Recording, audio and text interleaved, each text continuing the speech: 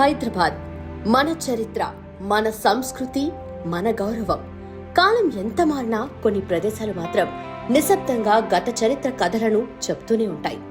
అటువంటి అరుదైన చిహ్నమే Qutub Shahi heritage park. శతాబ్దాల క్రితం టూమ్స్, పురాతన మసీదుల గోడలు,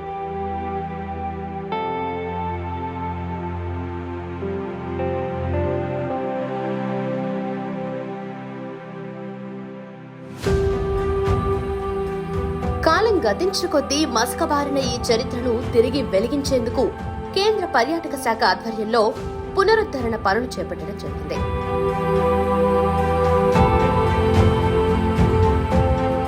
అందుకోసం 97 కోట్ల రూపాయలతో మొత్తం ఈ ప్రాంతాన్ని శాస్త్రీయంగా సంరక్షిస్తూనే తోటలు, మార్గాలు నిర్మాణాలకు వందలెత్తిలా చర్యలు చేపట్టింది.